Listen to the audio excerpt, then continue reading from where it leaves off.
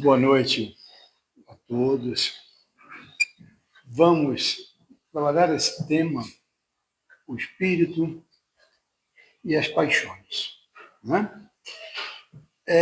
Essa questão, Allan Kardec trabalha com detalhe lá na terceira parte do Livro dos Espíritos, a obra fundamental da doutrina espírita, no último capítulo da terceira parte, que é o capítulo 12, o capítulo Sede Perfeitos, ou melhor, a perfeição moral. E tratando da perfeição moral, entre as questões 907 e 912, ele vai trabalhar de uma forma muito lúcida e esclarecida essa questão das paixões. E quando a gente fala de paixão, o que é paixão? O que a gente entende? Paixão é dessas palavras que, na nossa língua, ela assume diversos significados. Significados que ora são positivos e que ora são negativos. Na maior parte das vezes, a gente emprega a paixão como algo negativo, como uma espécie de desequilíbrio, de ação desenfreada. Obrigado, Joaquim. Ação desenfreada do espírito sob influência da matéria ou por questões sensoriais, e é como normalmente a gente emprega até como o contrário de virtude, como sinônimo de vício. Mas outras tantas vezes a gente emprega de uma forma muito romântica. Quando a gente olha um casal namorando, a gente diz, olha, que bonito, eles estão apaixonados. Que belo. Ou então, quando a gente diz que a gente tem um interesse muito grande em determinado assunto, a gente diz que a pessoa é apaixonada por aquilo ali. A pessoa gosta de tecnologia e diz que ele é apaixonado por tecnologia. Ou é apaixonado por futebol, apaixonado pelo Botafogo, por exemplo. Pode ser pelo Atlético Paranaense, do Joaquim, ou de tantos outros. Portanto, como é que a gente vai empregar de forma real esse termo paixão? Então, não tem certo e não tem errado, porque o idioma é assim, ele vai assumindo, né, determinados significados que são significados da própria língua. E uma vez, numa entrevista, escutei um linguista falando que não adianta brigar com a língua. Né? A língua assume esse significado e vai ser aquilo ali. Paixão, também, se a gente for lá na origem do termo, a gente vai lá no latim passione, que é uma situação passiva. Paixão aqui, na sua origem, é o contrário de ação. Então, tudo aquilo que é passivo vem da mesma origem, de paixão. Então, portanto, seria o contrário da ação. Quando a gente age, está agindo. Quando a gente recebe um impulso, seja ele qual for, a gente trabalha por paixão. Exatamente. Por receber passivamente algum estímulo. Na questão 907, Allan Kardec vai perguntar, que são uma das 6 questões que tratam do tema no Livro dos Espíritos. E a pergunta é interessante, porque Allan Kardec fala assim, será intrinsecamente mal o princípio originário das paixões, embora esteja na natureza? A pergunta de Kardec, ela traz junto uma afirmação, uma observação, que o princípio originário das paixões está na natureza. Olha, se está na natureza, não foi construída pelo homem. Se está na natureza, faz parte daquilo que a gente chama de as leis divinas. Está na natureza. O princípio original da equação está na natureza. E tudo aquilo que está na natureza, tudo que está em conformidade com a lei divina, a gente aprende lá na questão 630 de O Livro dos Espíritos, que é o bem. Então, o princípio originário, né, é o bem. Não há nada de errado. Não há nada, nenhum significado que seja ruim com relação a isso. Então, ele afirma isso daí para os espíritos. Porque, diante dessa pergunta, os espíritos podem responder, inclusive, poderiam dizer não. Não está na natureza. Isso é coisa do homem. Não. Vamos ver como é que os espíritos respondem.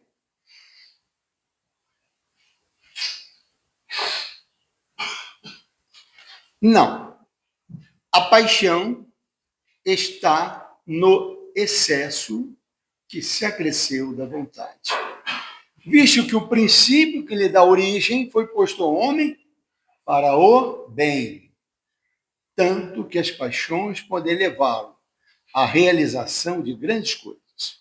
O abuso que delas se faz é que causa o mal. Vamos ver o grifo nosso. Paixão está no excesso. Então, o princípio originário está na natureza, é, portanto, o bem que está em conformidade com a lei divina. O problema está no excesso. O princípio que lhe dá origem foi posto no homem para o bem. E depois vai dizer que o abuso que dela se faz é que causa mal. Então, nós vamos aqui trazer aquela ideia de equilíbrio. Todas as vezes que a gente tem uma paixão, ou seu princípio originário desequilibrado, nós saímos do bem e vamos para o mal. O mal é tudo aquilo que tenta colocar obstáculo ou se distancia da lei divina. Então, mal é circunstancial. Mal é ausência de bem. E o que acontece? Quando se desequilibra, a gente vai ter os problemas decorrentes. Vamos lembrar também que as virtudes funcionam assim. Aristóteles, o grande filósofo, dizia que a justiça está no equilíbrio, no justo meio termo. Exatamente no equilíbrio. As virtudes que desequilibram, elas deixam de ser virtudes para se tornarem vícios. A generosidade, que é uma virtude, ela desequilibrada, a pessoa passa a ter a usura, passa a querer reter tudo para si. A pessoa que é sovina. A generosidade também desequilibrada, por outro lado, traz a prodigalidade, que a gente conhece da famosa parábola do filho pródigo. Aquele que não retém e não valoriza absolutamente nada. Ele não consegue equilibrar e ele deixa de ser generoso. Então, com a questão das paixões, ocorre da mesma forma que a questão de bem e de mal. Os desequilíbrios. Como se pode distinguir o bem e o mal na questão 230? Tudo aquilo que está em conforme com a lei de Deus é o bem.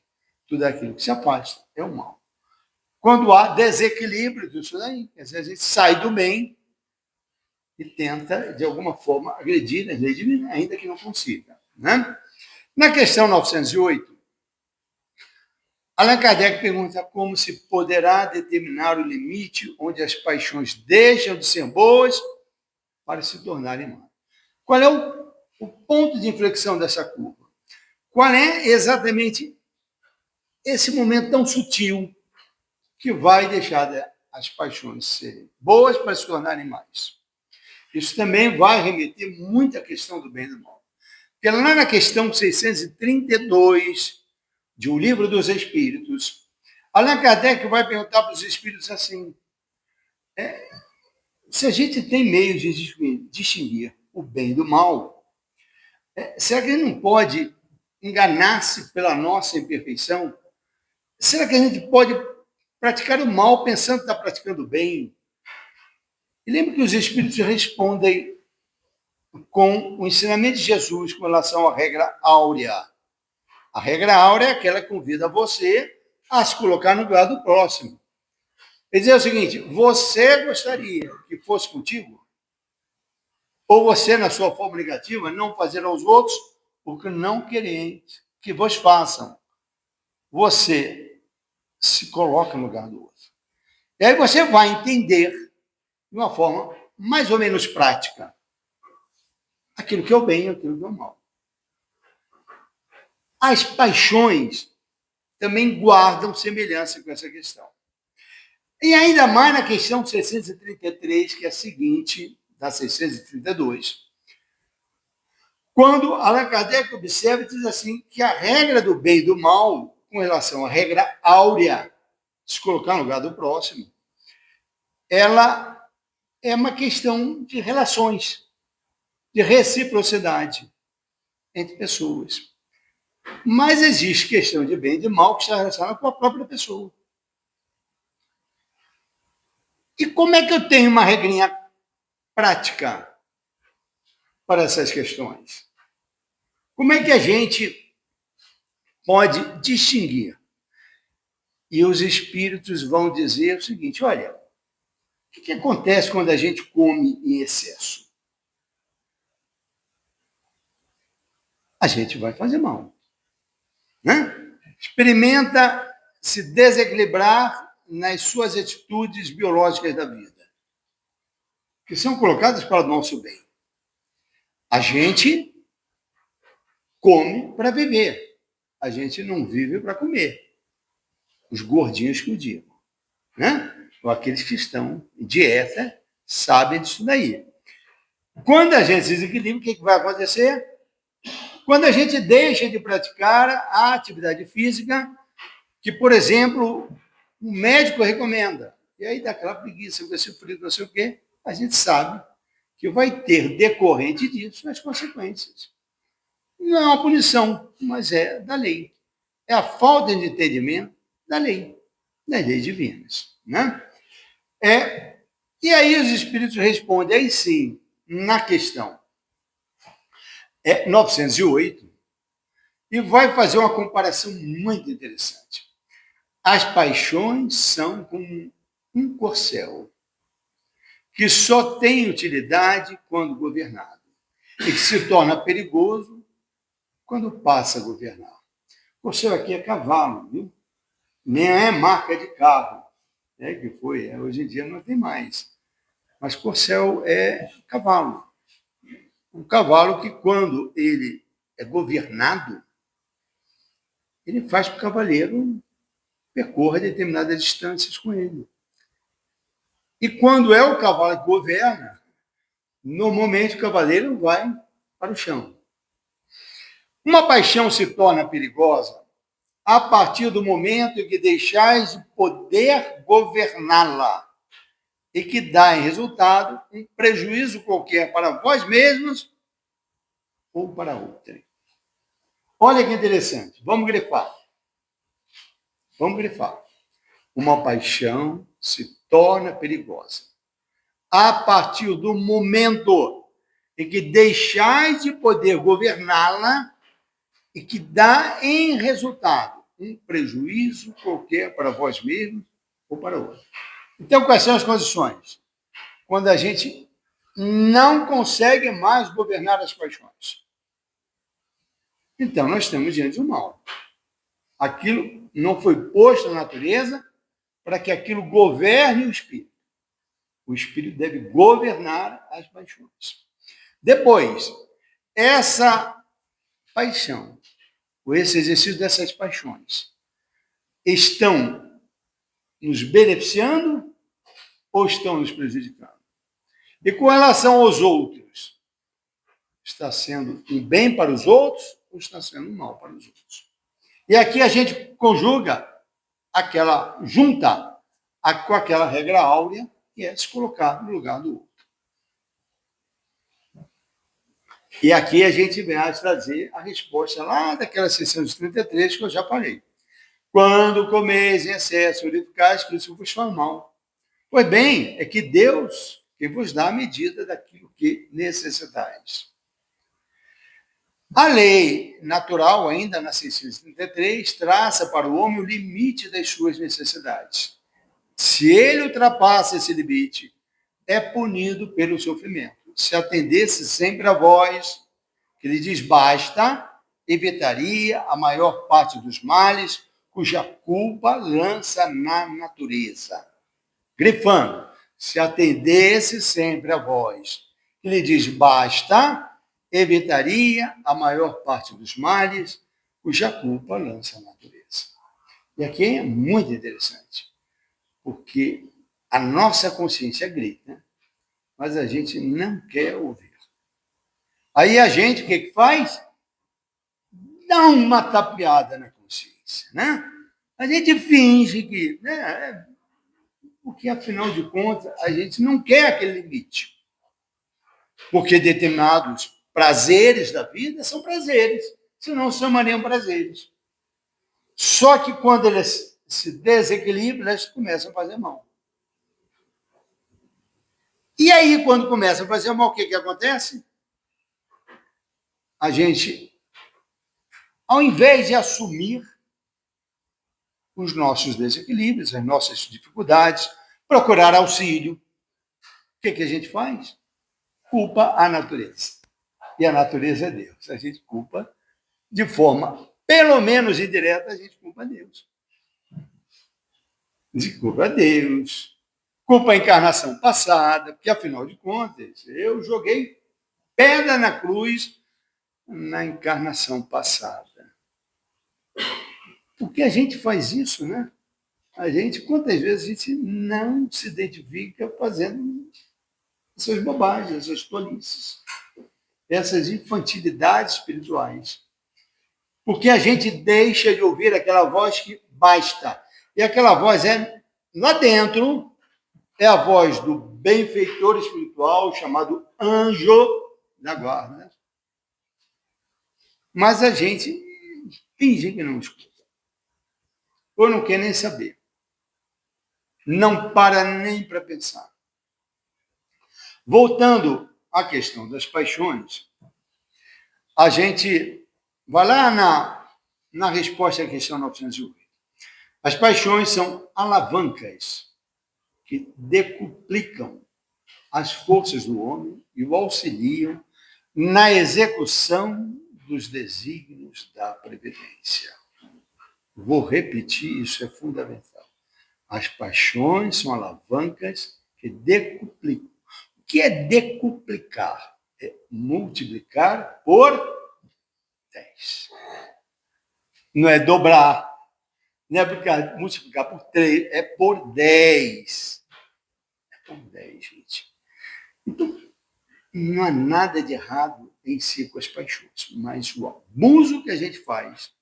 Quando a gente, vamos lembrar? Regrinha básica. Quando a gente não consegue compreender o limite e aquilo passa a ser prejudicial a nós ou aos outros. Quando a gente distorce aquele sentimento original que está na natureza para nós. Depois a gente brincou aqui, o casal está apaixonado. Isso é da natureza, meu Deus do céu. Seres humanos apaixonados, que coisa bela. Agora a gente escuta também a seguinte expressão, né? O casal se separou ou a relação esfriou por conta de que deixar arrefecer as paixões pela rotina. Não é que a gente escuta isso? É verdade. Por isso que, às vezes, a gente escuta um velhinho, uma velhinha, bem idosos. Aí vai lá o repórter vai lá e faz uma entrevista. Qual é a fórmula? Aí eles falam, estão ali, né, jurando juras de amor. Na verdade, não é bem assim, porque são espíritos imperfeitos, certamente. Mas que provavelmente trabalharam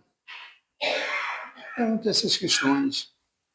Porque você ou trabalha ou negligencia. Está vendo que nesse vai pela inércia.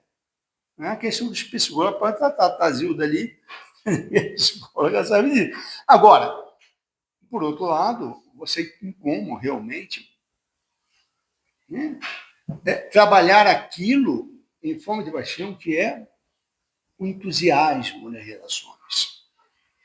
Olha que bonito, como é que a gente, o entusiasmo um pelo outro, isso é e deve ser cultivado. Está na natureza. As paixões que eu falei, é apaixonado. A pessoa é apaixonada pelo trabalho que faz. Muita gente tem isso, é feliz, e tem paixão pelo que faz. Isso é maravilhoso. O errado está quando ele deixa essa paixão pelo trabalho virar uma doença, algo doentio. Eles chamam de workaholic, né? Aquele que é viciado em trabalho e não ocupa outra parte do tempo que não seja para o trabalho, esquece a família, esquece aqueles que são seus, que só interessa o trabalho. Eu, há muitos anos, eu me lembro uma entrevista que eu li, não vou contar o milagre, não vou contar o santo, mas era um banqueiro que hoje já faleceu, que ele contou na entrevista dizer que viveu 50 anos sem tirar férias. Aí, quando eu li aquilo, pobre da família dele, né? Meu Deus. Quando a gente lê de morte, no momento derradeiro, para que fariam tudo para voltar atrás e dedicar maior tempo aos seus amores. Cabe a nossa reflexão, né? Portanto, são alavancas que multiplicam por 10 e auxiliam na execução dos desígnios da providência. Também vou contar um outro exemplo aqui. Porque as paixões, essa paixão está muito ligada à questão do entusiasmo. Esse é um trabalho, eu já contei algumas vezes aqui, que eu participei lá em Niterói, na Sociedade Espírita Fraternidade. Domingo tinha o que a gente chamava o sopão. Sopão era maneira de ser, porque não era só sopa, tinha comida sólida também. Mas a gente carinhosamente chamava de sopão. Era para pessoas que moravam vulneráveis, socialmente vulneráveis, moravam na rua, população de rua. A gente abria as portas da casa para receber os nossos irmãos e irmãs e alimentar. Era o momento que eles pegavam, que eles utilizavam o banheiro da casa. Depois, os trabalhadores da casa iam lavar o banheiro da casa. Aí via aquele trabalhador espírita que não lavava o banheiro de dentro de casa, mas estava lavando o banheiro da casa espírita. Olha como o espiritismo é saudável. Aí a gente, mesmo não gostando, mesmo pregando o nariz, né, que o cheiro era forte, a gente lavava. E era uma coisa muito bonita. A gente viu um magistrado lavando o banheiro, um engenheiro. Né?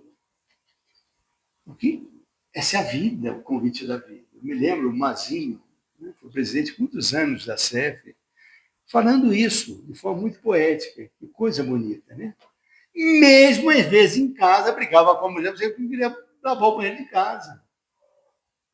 Mas, pelo menos, ali já estava fazendo esse exercício. E o que acontece? Aquele trabalho começou, a gente chegava cedo, tinha escalas, né? Mais ou menos como um trabalho plantão de passe, né? Das casas espíritas. Tem equipes, né? Tem escaladas, e a gente chegava bem cedo, cortava os legumes, né? A galera que era da cozinha trabalhava na cozinha, e a gente fazia aquilo, começou a conhecer o pessoal, já tratava pelo nome, né? E um belo momento, aquilo virou rotina. E na reunião mediúnica da casa, os espíritos se manifestam alertando a diminuição do nosso entusiasmo, da paixão como a gente trabalhava naquela tarefa. Tinha baixado. E era ruim, porque os espíritos estavam auxiliando e se utilizando das nossas vibrações também. Fica bem o exemplo disso, né? Mas, em vez de as dirigir, deixa que elas, as paixões, o dirijam, Cai o homem nos excessos e a própria força que, manejada pelas suas mãos, poderia produzir o bem, contra ele se volta os maus. É o desequilíbrio. Lembra a ideia do corcel? Quer dizer, então era aquela de fato. É quando a gente é governado e não governa, e quando faz mal para a gente, ou mal para outros. Isso é muito interessante, porque esse negócio de governar lembra um problema muito triste que existe na sociedade. Né? Por exemplo, a questão do alcoolismo.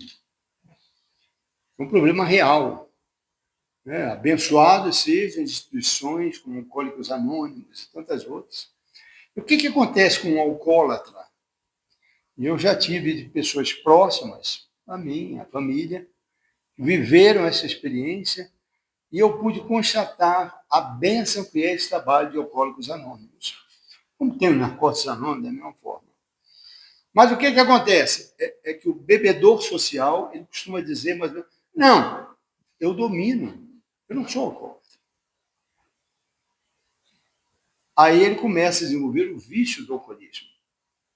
Ele é dominado pelo vício do alcoolismo. E ele não se dá conta. Até que chega um momento que ele vai para o fundo do poço, a vida dele desestrutura. E o que a família fala? Ele não sabe beber. Como se fosse a questão de saber. Mas é semelhante ao que acontece com as paixões. Não é que a gente deve saber ou não beber. Beber é a questão que faz mal. Beber não está na natureza, bebida alcoólica. Isso é processo do homem. É preciso distinguir, fazer essa comparação, mas guardando as devidas proporções. Beber não está, as paixões estão na natureza. Essa é a grande e fundamental diferença. Então, cada um é dono de seu livre-arbítrio, não está aqui nenhum juízo de valor, cada um sabe o que faz a sua vida, mas apenas constatando que é, de fato, isso daí. A pessoa no alcoolismo é dominada pela bebida. Nas paixões, que aí estão na natureza, a pessoa também é dominada de forma negativa. Pois bem, a paixão propriamente dita é a exageração de uma necessidade ou de um sentimento. Está no excesso e não na causa.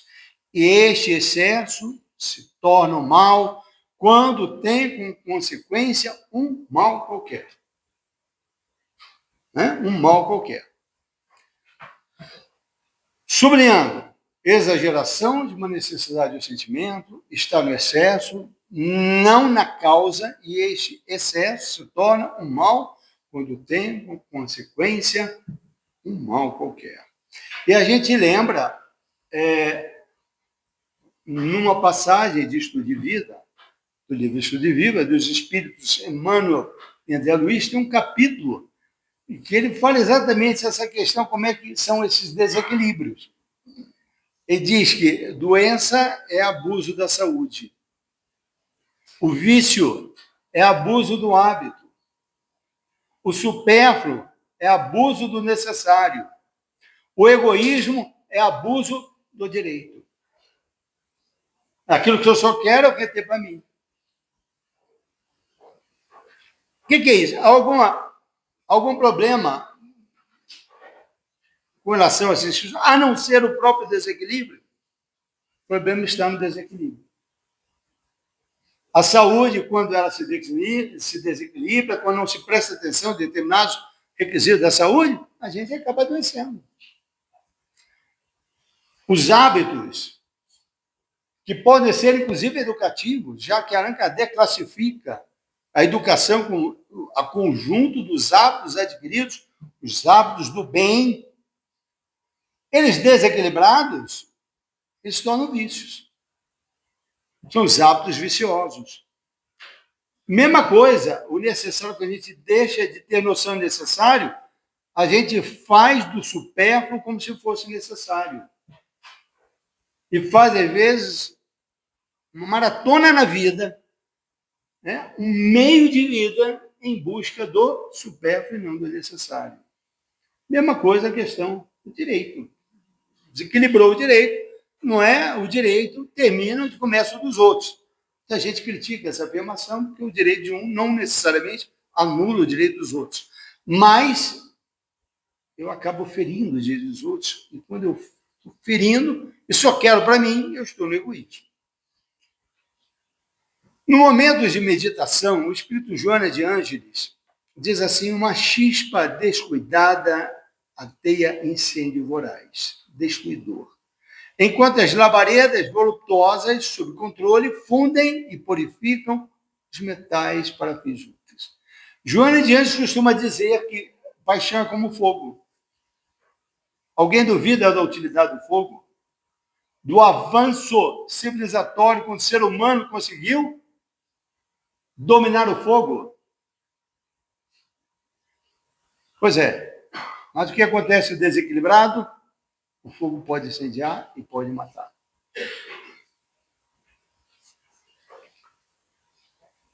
A questão 909. Poderia sempre o homem, pelos seus esforços, vencer as suas más inclinações? Aqui a gente lembra um pouco, quando a gente fala de más inclinações, a gente lembra aquela assertiva de Allan Kardec, que se conhece o verdadeiro espírita pela sua transformação moral e pelos esforços que empreende para domar as suas inclinações mais. Não é isso? Não somos perfeitos. Todos nós imperfeitos temos as nossas lutas, que às vezes são glórias, mas temos as nossas lutas. E como é que a gente... Será que há condições que o homem seja submetido a paixões de tal ordem, de forma negativa, de forma desequilibrada, que, apesar dos nossos esforços, não resulte resultado? Vamos grifar. Sim, por vezes fazendo esforços bem pequenos. O que lhe falta é a vontade. Com pouco dentre vós fazem esforços. Olha aqui que os Espíritos dizem, isso é animador. Pelo menos para mim. Esforços, às vezes, são bem pequenos, de fato são esforços, mas às vezes são pequenos, e a gente acha que são esforços. E até fazendo esforços pequenos, a gente treina para os esforços maiores. Ou vocês acham que o maratonista sai já correndo no seu treino, desde a primeira vez que começou a correr, já uma maratona? Não. São 42 quilômetros, é muita coisa, né? Então, às vezes, agora fala a questão da vontade. É claro que isso se torna, isso exclui as questões patológicas, por favor. Tá? Mas as questões normais, a vontade ela deve ser trabalhada com relação a isso. Não é à toa que tem um livro maravilhoso de Emmanuel chamado, né, Pensamento e Vida, que vai no seu segundo capítulo falar da vontade, um capítulo vontade. É pela vontade que os espíritos obsessores conseguem exercer o domínio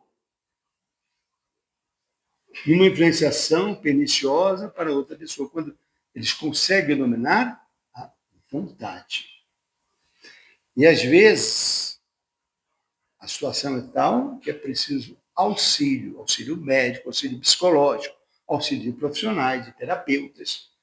Aliás, a doutrina espírita, né, não está aí para substituir profissional nenhum. É preciso lembrar disso. Tá? Anda e caminha para a par com a ciência. Portanto, quão poucos de vós faz os esforços. A 911. Não haverá paixões tão vivas e irresistíveis que a vontade seja impotente para dominá-lo? Os espíritos respondem. Há muitas pessoas que dizem, quero, mas a vontade só está nos lábios. Querem, porém, muito satisfeitas ficam, que não seja como querem. Simples. Eu quero, mas não quero. Eu quero, mas, no fundo, eu não quero. Eu quero arrumar uma justificativa. Porque aí eu vou poder justificar. Eu vou justificar um equívoco meu, um fracasso meu, É como, na verdade, eu já planejasse aquele clichê, aquela justificativa pronta. Quantas vezes a gente faz isso? Quantas vezes a gente só está falando do lado?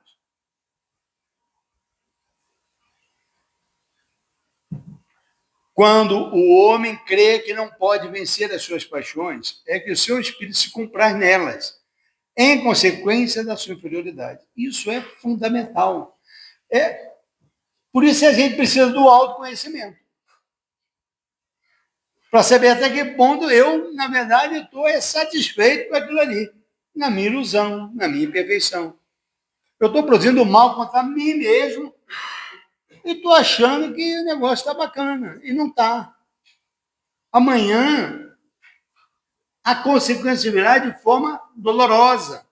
É a questão dos limites que eu sempre falo. Quando a gente não coloca os limites na vida, que é exatamente essa questão do equilíbrio, a vida coloca os limites para a gente. E, via de regra, não é da forma como a gente gostaria. É de uma forma dolorosa. A questão da vontade. Lá naquele livro que eu citei agora há pouco, Pensamento e Vida, Emmanuel diz que pela psicografia de Chico Xavier é o seguinte: a vontade é a gerência esclarecida e vigilante, governando todos os setores da ação mental. Esclarecida e vigilante. Por isso é tão importante a gente se esclarecer, de buscar o esclarecimento, o entendimento, o estudo, a reflexão, o autoconhecimento, para que permanecemos permanentemente vigilantes para essas questões, governando todos os setores da ação mental. A força da alma, aqui é de um artigo brilhante, do nosso companheiro lá de Campinas, que é um doutor em física, em epistemologia, que é o nosso Silvio Seno Chibeni. Ele, num artigo em 1998, de abril, da revista O Reformador, que é a revista da Federação Espírita Brasileira, ele faz um trabalho belíssimo, falando das paixões, e fazendo uma comparação com a análise filosófica de Aristóteles com relação às paixões. E ele vai dizer nesse artigo o seguinte: a força da alma é definida com referência à vontade. As pessoas de vontade fraca deixam-se simplesmente levar pelas paixões. Tão a miúde contrárias umas às outras, do que resulta o mais deplorável estado da alma. Quer dizer, lembra quando a gente deixa de governar, a gente passa a ser governado? É como um navio que esteja à deriva. Um navio à deriva, sem máquina, né, está prestes a acontecer um acidente, uma colisão, um naufrágio. O que domina próprias armas da vontade, é como ele chama, armas da vontade. São os juízos firmes e determinados sobre o conhecimento do bem e do mal, consoante os quais ela resolveu conduzir as ações de sua vida. Então ele chama de as armas da vontade, é quando a gente faz a reflexão a partir do conceito de bem e de mal, lá da questão 630, a gente analisar as nossas ações dentro do contexto de bem e mal, não é de forma maniqueísta, é saber se está em conformidade com a lei divina, se está prejudicando a gente, se está prejudicando, né, ao próximo, é fazer essa permanente análise na nossa existência. Quando a gente faz isso e se educa nesse sentido, a gente se conduz conforme o que o autor chama de as armas da vontade. Então, vamos ver o que ele diz mais. Diante de uma ofensa, ele vai dar um exemplo muito interessante. Pode acontecer de ficarmos magoados, quer queiramos ou não. Esse é o mais típico exemplo de interação nossa com as nossas paixões. Então, alguém recebe uma ofensa. Quem é que gosta de receber uma ofensa? isso nos magoa, né? Não é verdade? Aliás, para a gente trabalhar, por exemplo, o perdão, a gente precisa trabalhar antes a mágoa. Nosso companheiro de Belém do Pará, Alberto Almeida, tem um seminário brilhante chamado Perdão como Caminho. E Alberto Almeida vai dizer isso. A primeira coisa que tem é buscar o conhecimento e localizar a sua mágoa. E trabalhar a sua mágoa para, em seguida, perdoar. Perdonare é um caminho. E você vai caminhar o caminho do perdão. Quanto maior a ofensa, maior a mágoa.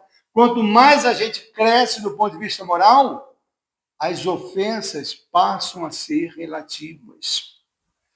Exemplo maior, Jesus pregado na cruz. Que ofensa maior? Preso injustamente, julgamento de exceção, torturado, pregado numa cruz. Que ofensa maior do que essa? Qual foi o comportamento de Jesus? Ora ao Pai, no momento derradeiro, Pai, perdoa. Eles não sabem o que fazem. O amor sublime. Então, aquilo não significou mágoa para o espírito da grandeza de um espírito puro, como Jesus. Agora, nós, inferiores, a gente vai ter que trabalhar mágoa sim. E é muito curioso que nesse seminário, Alberto Almeida diz que nas casas espíritas, em geral, está cheio de culpado, mas não tem magoado. Ninguém fica magoado com ninguém, diz que não, está tudo bem. Mas culpado, não, porque na encarnação passada eu fui isso, eu fui aquilo. E é por aí. Olha quanto as nossas infantilidades, né? E é assim mesmo, às vezes a gente se verifica nessa situação. Então, quer queiramos ou não, a gente vai ficar magoado pela nossa superioridade. A gente vai ficar. Se uma criança vier, olha só como é que isso é relativo. Uma criança chegar aqui, vir aqui, sai dali, sobe aqui, está brincando, daqui a pouco resolve me dar um chute na minha canela. Aquela perninha pequenininha vai... Vai doer, se dependendo, vai doer, pode até doer. Mas eu não vou ficar magoado. Eu também sou uma criança. Agora faça o Joaquim vir aqui, uma bicuda, né? Não vai. Eu estou dizendo, a gente queira que não, a gente não consegue controlar, a gente fica magoado. Aí como é que ele vai fazer? Como é que o espírito esclarecido vai trabalhar? Aí ele vai dizer. Reconhecendo, porém, os malefícios desse sentimento, que é a mágoa, aplicamos-nos em combatê-lo. A gente vai combater a mágoa. A gente vai dissipar a mágoa. Vai trabalhar a mágoa. Para tanto, temos que nos representar coisas que sabemos estar unidas ao perdão, que são contrárias à mágoa.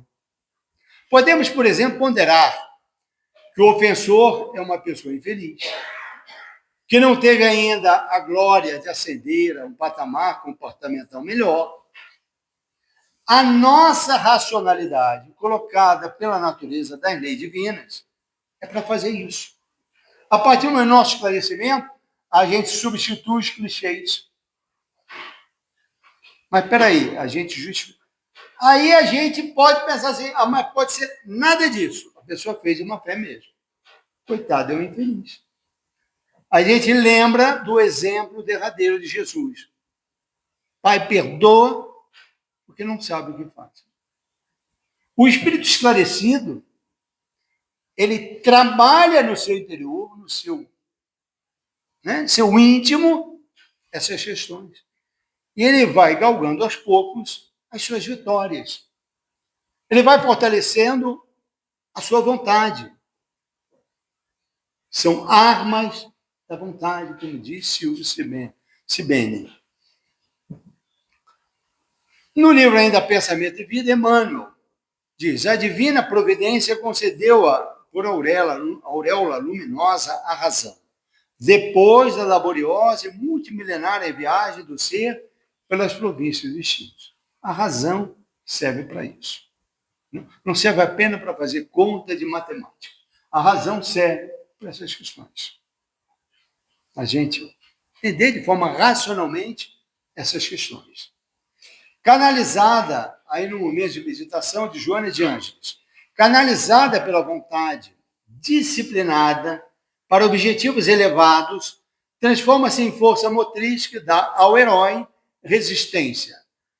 Ou dá vida ao herói, resistência ao Marte, asas ao anjo, beleza ao artista, glória ao lutador.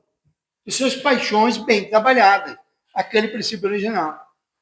A gente conquista as grandes conquistas da vida, a gente coloca as nossas paixões. Vontade disciplinada, com objetivos elevados. Força motriz, dá ao herói resistência. Dá vida ao herói, resistência ao Marte, asas ao anjo, beleza ao artista e glórias ao lutador. Medidas de prevenção e controle das paixões descontroladas, e por consequência dos vícios, que são aqui sim a oposição às virtudes.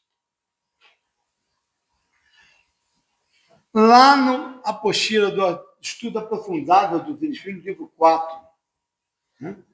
Quando é o roteiro que trata dos vícios e as paixões, e nós estudamos isso em grupo de estudo, a medida de controle, as medidas de controle variam conforme a gravidade dos vícios e das paixões descontroladas. Eu estou colocando descontrolados aqui no texto para a gente lembrar que as paixões utilizadas de forma descontrolada, né? É preciso que a pessoa se esforce cotidianamente para renovar a própria atitude mental, fixando em si mesmo comportamentos alinhados com o bem. Bem em conformidade com as leis divinas.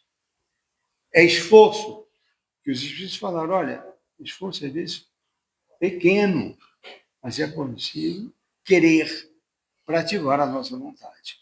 A vontade é ativada a partir quando a gente quer. E se a gente não quiser, a gente não ativa a vontade. Aí diz, é preciso vestir os critérios educativos, conjunto dos hábitos adquiridos. A arte de formar caracteres, segundo Allan Kardec, lá na resposta, no comentário, à questão 685 do Livro dos Espíritos. A orientação correta promovida pela educação pouco vale, se não existir a vontade sincera do ser humano em educar-se. A educação, como diz Kardec, moral. Não é educação pelos livros, é educação moral. Que todos podemos trabalhar. Até aquele que é analfabeto. É educação moral, não é educação dos livros. Aliás, a questão de analfabeto, vamos lembrar que Kardec, logo no início do Espiritismo, ele viajou, né, em vários lugares da Europa, na França, em vários lugares lá, que ficou conhecido das viagens espíritas. Chegou a escrever um livro, A Viagem Espírita, de 1862. Quando ele esteve em Lyon, que era a sua terra, era uma região de metalúrgicos, muitos operários ali não sabiam ler e escrever. E praticavam o espiritismo. Entendiam os conceitos espíritas, mesmo não sabendo ler e escrever. Também trago aqui o exemplo, na época eu trabalhei em estaleiro, na construção naval, e nós tínhamos um grupo de estudos que se reuniam para fazer o evangelho no trabalho. Na hora do almoço, a gente, pelo menos uma vez por semana, se reunia. E a gente sabia, eu trabalhava no projeto na época, e a gente ia para o setor lá da produção e tinha operários realmente muito humildes, mão de obra muito humilde. Uma das coisas que mais me chamou a atenção, e até hoje eu me lembro disso, era um rapaz que ele tinha uma função bem baixa, né, naquela hierarquia do estaleiro, e todas as vezes que a gente lia o texto, a gente fazia questão de passar por ele e ele lia com muita dificuldade. Ele lia gaguejando, ele ia com dificuldade, a gente parava. Os comentários deles eram comentários sempre muito elevados. Era notável a forma como ele compreendia a moral daquelas questões. Um belo momento, final do ano, a gente estava fazendo uma reflexão dos nossos trabalhos, comemorando o Natal, ele estava ali, e esse companheiro, Mauro, que era o nome dele, ele, com lágrimas nos olhos, e deixou todo mundo com lágrimas nos olhos, ele queria agradecer aquele grupo de estudos ali, aquele grupo ali que se reunia para fazer o evangelho no trabalho, pela paciência que tinham, porque ele tinha dificuldade de ler. E que ele não tinha essa paciência na casa espírita que ele frequentava. Olha que importante isso, coisa triste até. Ele falou isso com lágrimas nos olhos, e até hoje, quando me lembro, eu também fico com lágrimas nos olhos. Ele lembrou isso daí. E eu lembrei de Kardec, falando que até as pessoas mais simples compreendem a moral cristã, a moral do Cristo. Então, isso é um incentivo para a gente, e que ele sentia altamente entusiasmado por participar daquele grupo. Veja, eu estou até com lágrimas nos olhos aqui. Mas, Joana de Anjos diz, nomina os teus sentidos mais grosseiros, corrigindo as más inclinações sob o comando da razão fixada em metas elevadas. As paixões são como um corcel, que só tem utilidade quando governado e se torna perigoso quando passa a governar. Utilizemos esse princípio originário. Está na natureza, é lei divina, a nosso favor, para a realização dos grandes feitos, que pode parecer para os outros não são grandes feitos, mas as nossas conquistas são sempre grandes conquistas, mesmo que a gente saiba que são pequenas, porque elas possibilitarão as novas conquistas. Com amor, com dedicação, com paixão verdadeiramente, tomados pelo entusiasmo. Um entusiasmo que contagia, porque o entusiasmo é vibração.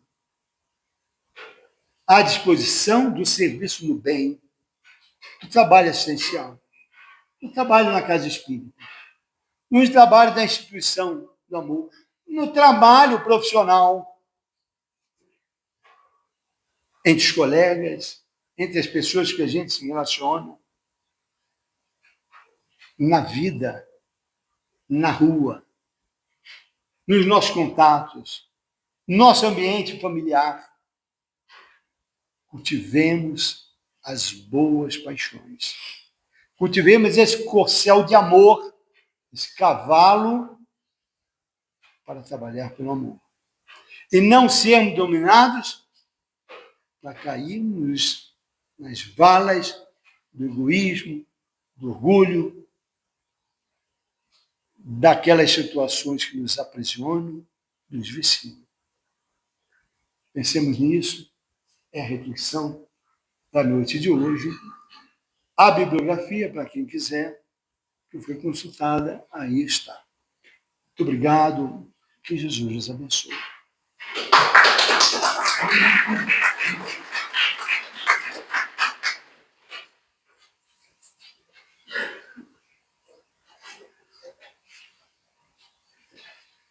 Eu tenho uma paixão muito grande por beber uma água, especialmente quando estou com sede. Não sei porquê.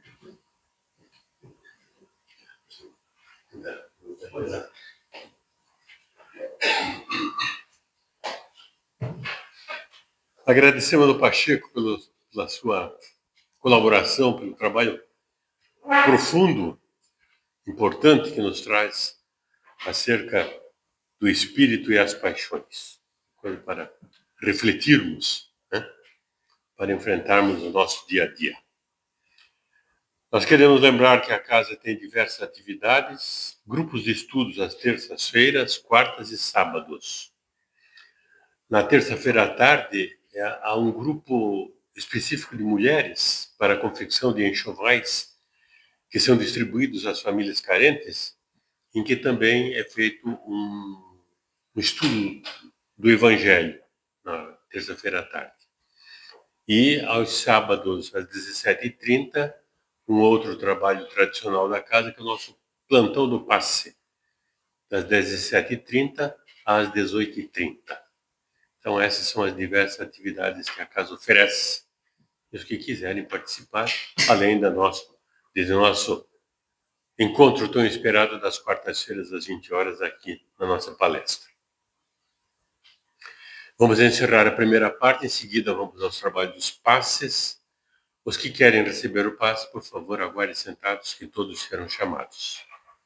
E vamos encerrar as atividades, então, pela prece, agradecendo ao Mestre Jesus por esses momentos que aqui passamos, Senhor, ouvindo e refletindo sobre os teus ensinamentos, sobre as leis da vida nas quais estamos inseridos.